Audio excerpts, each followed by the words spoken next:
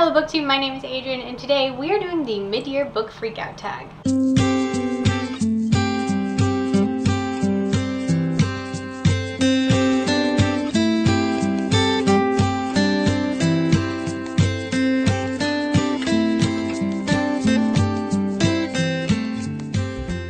So this year is already halfway over, which is kind of crazy to me. I'm not quite sure how that happened so quickly, but it did, which means that it's time for the tag that all of BookTube is doing right now, and that is the mid-year book freakout tag. I was not able to find the original creators of this tag because it is kind of an older one, but if you do know the original creators, feel free to let me know down below so I can link their channel and give them the credit they deserve. The way that this tag is supposed to work is that you pick one book for every question, and I struggled with that. Some of these questions have multiple books.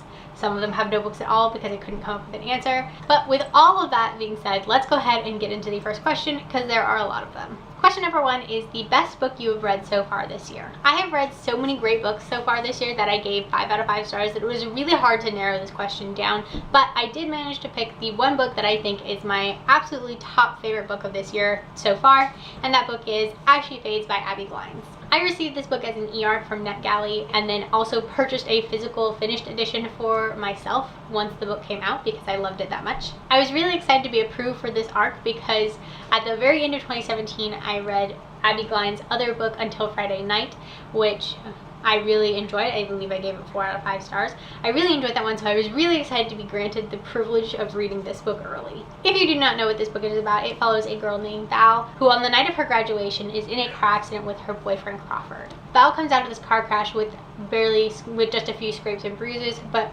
Crawford is left in a coma. Val spends most of her summer in the hospital with Crawford, waiting for him to wake up, while her family spends their summer trying to convince her that she needs to go on and go to college and not hang around their small town waiting for him to wake up because it's what he would want for her to continue on and go to college. She continually refuses to move on and go to college, and she continues to go and see Crawford in the hospital every day. While she's in the hospital, she meets Slate, who is a fraternity brother of her brother. They strike up a friendship, and eventually Slate convinces her that she should go to the small college that he and her brother go to that's only an hour away. If Crawford woke up or something happened, she could easily get back with no trouble at all. Val agrees, and while she is there, the coma ends. Once the coma is over, Val and Crawford have to kind of navigate this new life they have, where they've both kind of been living different lives for the last 6 months and almost 6 months, and now they have to try and figure out what's best for them. I love this book, and there was a plot twist about halfway through that I just did not see coming, and it blew me away. So I absolutely recommend this book if that synopsis sounded interesting to you. Question 2 is best sequel you've read so far this year. For this question, I absolutely have to go with Obsidio by Jay Kristoff and Amy Kaufman. This is the 3rd and final book in the Illuminae Files series, and I thought it was an absolutely great way to wrap up the entire story. Each of the books in this series follow a different set of characters, but they are all following the same overarching story. In this book, we get to meet our 2 new characters, Asha and Reese, and their story, as well as getting to see the other characters that we've met in the last 2 books and seeing how they all come together and kind of wrap up this whole adventure they've been on. I loved every second of this book, and it ripped my heart out at times, but it was so worth it. Question 3 is a new release that you haven't read yet, but you want to get to. So in the month of May, my TBR consisted of all of the new releases that I had acquired over the year that I had not read yet. And for that reason, I couldn't really come up with an answer for this question. But then I remembered one book that I got right at the end of May that I haven't read yet that is a new release I haven't gotten to. And that book is Legendary by Stephanie Garber. This book is the sequel to Caraval, which means I can't really tell you that much about this book, but I read Caraval back in January, and I really did enjoy it. So I'm really looking forward to being able to get into this book, which follows Tella, who is the sister to our main character from the first book, Scarlet. Question number 4 is your most anticipated book from the second half of this year. So the answer that I picked for this question should really be of no surprise to anyone if you have poked around my channel for any amount of time, or if you look at the shelf above my head. The book I picked for this question is Queen of Air and Darkness by Cassandra Clare. This is the 3rd and final book in the Dark Artifices trilogy that is the continuation of the Shadowhunter world that Cassandra Clare has built. This book is scheduled to be released December 4th, and I am so excited to get my hands on it and to be able to read it. Excited and also dreading the way that this is going to wrap up, especially after the way Lord of Shadows ended. Question 5 is your biggest disappointment. So I know as soon as I give my answer to this question, people are gonna come after me with pitchforks. And this is absolutely an unpopular opinion here on Book, but my most disappointing read of this year was Saga by Brian K. Vaughan. I know everyone seems to absolutely love this series, but I just don't get it. I have read all of the volumes at this point, and I think the highest rating I gave any one of them was 3 stars. I may have given one 3.5 stars, but I honestly can't even remember. I just did not enjoy this series, and that's really sad because I really did want to enjoy them the way as much as everyone else seems to. But they were really just disappointing reads for me. On the flip side of that question, we have question number 6, which is your biggest surprise. For this question, my answer has got to be Going Places by Catherine Barella. I picked this book up just because the description says that the main character decides to be homeschooled in his senior year of high school. For those of you who do not know, I was actually homeschooled from 4th grade until my senior year of high school. So I was really interested to see how this book portrayed homeschooling in its form, because most books, when a character is homeschooled, it's not portrayed in the best light. But this book ended up having absolutely nothing to do with this kid being homeschooled. It's mentioned right at the beginning of the book and never comes up again until like occasionally they mention him meeting with his homeschool tutor.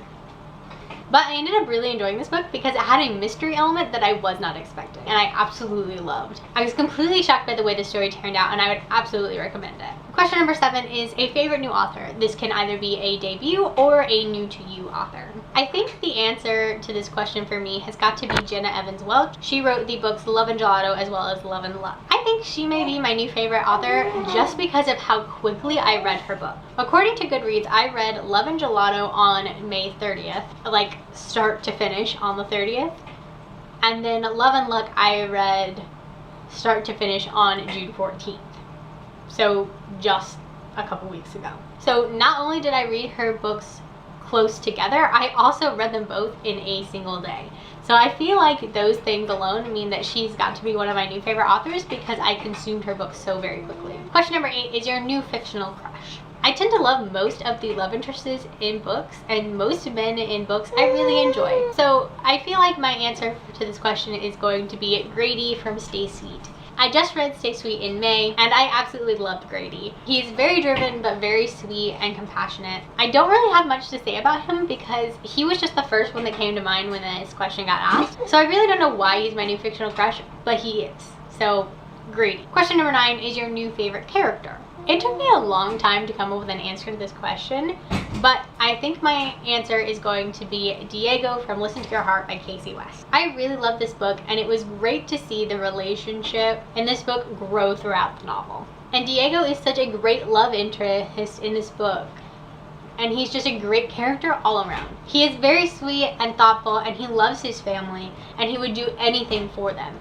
So I think his personality traits make him one of my new favorite characters. Question number 10 is a book that made you cry. For this question, I feel like I had to pick One True Loves by Taylor Jenkins Reid. This book is about a woman whose husband is declared dead after he goes missing on a work trip. She starts to put her life back together and eventually does get engaged, and on the night that they are celebrating their engagement with their family, she gets a phone call from her husband. And no, this book is not a paranormal story. Obviously, this comes as a shock and throws our main character's life into chaos as she tries to decide what she's going to do and who she's going to choose, her first love or her new love. This book was so emotional and I loved it. It was good to see how delicately this subject was handled and how conflicted our main character really was between these two men in her life. And the parts that really made me tear up were the moments where she is grieving the loss of her husband. Question 11 is a book that made you happy. For this question, we have to go back to Stay Sweet by Siobhan Vivian. I just read this book in May and I loved it. It's a sweet summer contemporary that takes place in an ice cream shop. Overall, this book really did just make me happy. Question 12 is favorite film adaptation you saw this year. So I hadn't realized it until I got to this question, but I have not seen any book to movie adaptations this year. Actually, I've only seen 3 movies this year. That's it. And the only movie I actually saw in theaters was The Greatest Showman, which by the way is my favorite movie right now.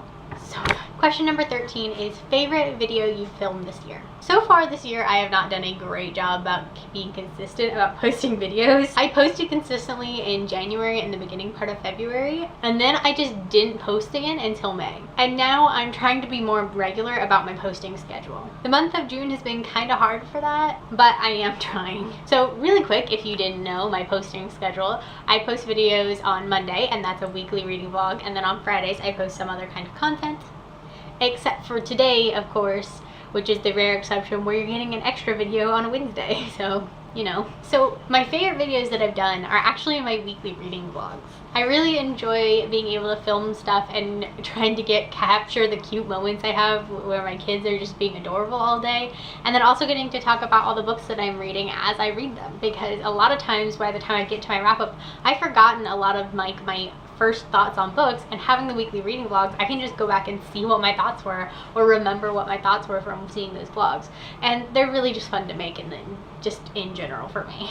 The weekly reading vlogs have also been great because they keep me reading, and let's be real, a reading vlog would not be very interesting if there was no reading in it. Question number 14 is the most beautiful book you have bought or received this year. For this one, I am going to go with the most recent book I got, which is actually this edition of From Twinkle with Love by Sandia Manan. This book was the Owl Crate exclusive edition because it's got different colors on it. The hardback itself is actually a different color, and it is also signed.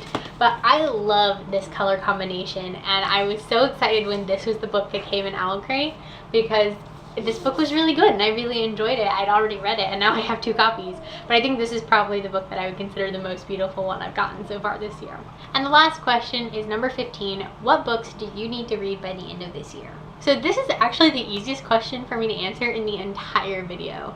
And that's because I actually have an entire shelf on my bookcase that is just books that I need to read by the end of the year, or else I'm unhauling them at the end of the year. So really quickly, let's just go through those books. First one is Because You Love to Hate Me by a variety of authors and booktubers. Glass Sword by Victoria Aveyard. 1,000 Nights by E.K. Johnston. Teardrop by Lauren Kate, and Passenger and Wayfarer by Alexander Bracken. So if you have read any of those books and loved them or had thoughts on them, I would love to know what they are and what your thoughts on those books were in the comments down below. And I'd also love to know, what books do you need to read by the end of this year? So that's it for this video today, guys. Thank you so much for watching. I hope you enjoyed it. Like I said earlier in this video, I post videos every Monday and Friday, so if you are interested in more of my content, come back and check me out then. Or if you want to see more of my face in your sub box, you can click subscribe down below and I will pop up there. But clicking subscribe no longer gives you notifications for when people post, so if you're interested in getting notifications for when I post, you'll also have to click that little bell icon down there as well. Thank you guys so much for watching. I hope you enjoyed it and I hope you have a wonderful day. Bye.